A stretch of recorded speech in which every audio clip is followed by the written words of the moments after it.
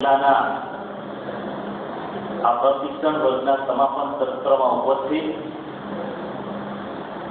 જિલ્લાના પૂર્વ અધ્યક્ષ આદરણીય શ્રી કનુભાઈ પાનારાજી, લોકપ્રિય કેશોદના ધારાસભ્ય ભાઈ શ્રી અરવિંદભાઈ, જિલ્લાના મહામંત્રી શ્રી ભાઈ શ્રી ટીનુભાઈ, ધીરેનભાઈ, રામજીભાઈ, સિનિયર આગેવાન ભાઈ શ્રી એનસી રાજાણીજી, રામસિંહભાઈ ભેટારિયા, દિનેશભાઈ, કેશોદના પૂર્વ ધારાસભ્ય પ્રદેશ કારોબારીના સભ્ય બેન શ્રી વંદનાબેન, ઉપસ્થિત જિલ્લાના હોદ્દેદારશ્રીઓ, મંડળના પ્રમુખ મહામંત્રીશ્રીઓ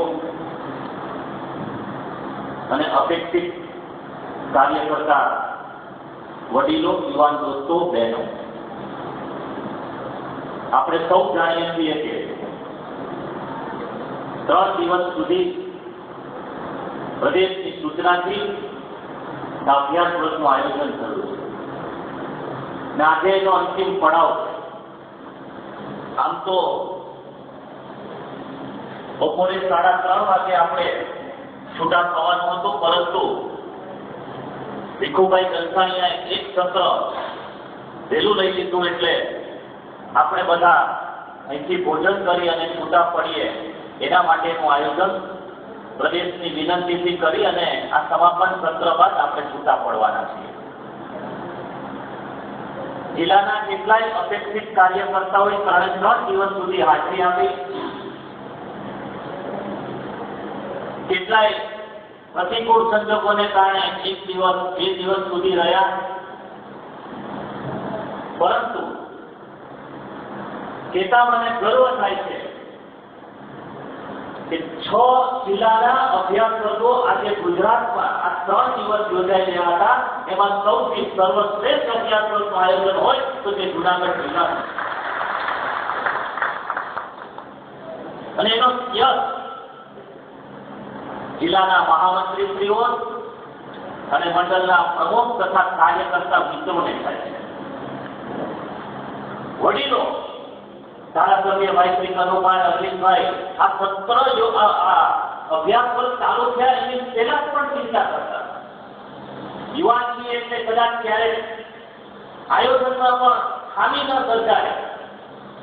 કનુભાઈના વારંવાર ફોન પણ આવતા હતા કે બાપુ સાથે વાતચીત થઈ ગઈ કે નથી થઈ, બાપુને પણ તમે સત્રમાં બોલાવજો, બધાને પરિપત્ર મોકલી દીધા કે નથી મોકલી દીધા. એટલે યુવાન તરીકે એ પણ ગર્વ થાય છે કે જિલ્લાના વડીલો આ યુવાનોને આગળ વધારવા માટે તન મનથી સમર્થન આપે, એ પણ એક ગૌરવની વાત છે. અને અભ્યાસ કરતા ઘણા લોકોએ સારી રીતે 3 દિવસ સુધી જે આ સત્રમાં આપણે માર્ગદર્શન આપ્યું છે એને જીવનમાં ઉતારવા માટેના પ્રયત્નો કર્યા છે, અને નવી ઉર્જાના સ્પર્શ અને નવી ઉર્જાના સ્પંદનથી આપણે આગામી દિવસોમાં મંડળમાં કાર્યકર્તાઓ સાથે જવાના છીએ. 3 દિવસની તપશ્ચર્યા આપણા માટે એક નવી ઉર્જાનું સાધન બને.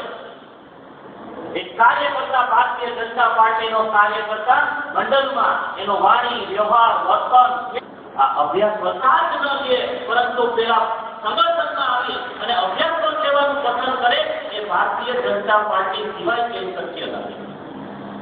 3 દિવસ સુધી પોતાનો કિંમતી સમય, બધાની પરિસ્થિતિ સારી હોતી નથી, ઘણાને કામ હોય છે, બધા લોકો સવંગર હોતા નથી, બધાની પાસે સુવિધાઓ હોતી નથી, પરંતુ 3 દિવસ સુધી આ પાર્ટી માટે આપણે સૌએ સિનિયર આગેવાનોથી માંડીને બુથના કાર્યકર્તાઓ, મંડળના પ્રમુખ, ઉપપ્રમુખે જ્યાં સમય આપ્યો છે એ બદલ હું આપનો ખૂબ ખૂબ આભાર માનું છું, આપને વંદન કરું છું. મિત્રો, વિજયભાઈ વારંવાર કહે છે કે નારાજ વ્યક્તિ સંગઠનમાં કામ ન કરી શકે. નિષ્ક્રિય વ્યક્તિ ભારતીય જનતા પાર્ટીમાં જે નિષ્ક્રિય હોય એ ભારતીય જનતા પાર્ટીમાં કાર્યકર્તા ન બની શકે, અને નિરાશ કાર્યકર્તા જ્યારે ભારતીય જનતા પાર્ટીમાં નેતા ન બની શકે. મોજથી કામ કરવું પડે, હસતા હસતા કામ કરવું પડે.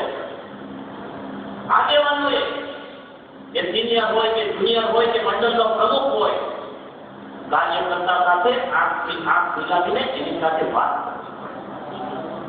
જિલ્લા કાર્યાલયમાં કોઈ પ્રમુખની પેપરમાં માંગરોળથી કે માળિયા એટલે દૂરથી કોઈ કાર્યકર્તા એવો હોય, એની સાથે આંખમાં આંખ મિલાવીને વાત ન કરીએ, એ પોતાની રજૂઆત કરે અને આપણે મોબાઈલમાં વોટ્સઅપ કે ઓનલાઈન ચેટિંગ કરીએ તો એની લાગણી કેટલી દુર્વાદી હશે. એ કેટલી તમન્ના સાથે પોતાના પ્રશ્નોની રજૂઆત કરવા માટે જિલ્લા સંગઠન કે ભારતીય જનતા પાર્ટીના ધારાસભ્ય, સંસદ સભ્ય કે પૂર્વ અધ્યક્ષ પાસે જ્યારે જતો હોય ત્યારે એના મનમાં કેટલી તમન્ના હશે કે મારા પ્રશ્નોનું નિરાકરણ આવશે. પરંતુ આપણે વાત પણ ચોક્કસ ધ્યાનમાં રાખવી પડે. એક આગેવાન તરીકે, ભારતીય જનતા પાર્ટીના મજબૂત મંડળના પ્રમુખ તરીકે કે જિલ્લા હોદ્દેદાર તરીકે એની વાતને શાંતિથી સાંભળવી પડે. જે આપણા આંગણે આવ્યો હોય તો ચા પાવી પડે, જમવાનો સમય હોય તો એને જમીને જવું એવું કેવું પડે. રાત પેલી હોય તો ભાઈ રોકાઈ જજો, સવારે જજો એવું કેવું પડે. પાર્ટીને મજબૂત કરવી. જ્યારે 4 વિધાનસભા સીટ જીતવી છે એટલા માટે કાર્યકર્તાઓના કામ થાય, સરકારમાં એની પાકા પાયે રજૂઆત થાય, એના માટે આપણે પણ ઈચ્છા મેળવવી પડશે. એકમાત્ર ધારાસભ્ય ભાઈ છે અમિતભાઈ આપણી સાથે છે. 3 વિધાનસભા સીટ આપણે હારી ગયા છે. અરવિંદભાઈને પણ હું ધન્યવાદ આપું છું કે વિસાવદરનો કાર્યકર્તા પણ એની પાસે ત્યારે સચિવાલયમાં ભેગા થઈ જાય છે તો એવું નથી વિચારતા કે અમારા મત વિસ્તારનો નથી. એવું કામ આપણે સૌને સાથે મળીને કરવું પડે. આપણી ફરજ છે, આપણી અદા. ગમે તે મંડળનો કાર્યકર્તા હોય એના પ્રશ્નોના નિરાકરણ કરવા માટે આપણે સજાગ રહેવું પડશે. કારણ કે મિત્રો, સમય ઓછો છે. સમયની જીવનમાં કેટલી કિંમત છે એનો હું તમને આજે ઉદાહરણ આપવા માંગુ છું. 1 વર્ષની આપણા જીવનમાં કેટલી કિંમત છે એ વિદ્યાર્થીને ખબર હોય છે.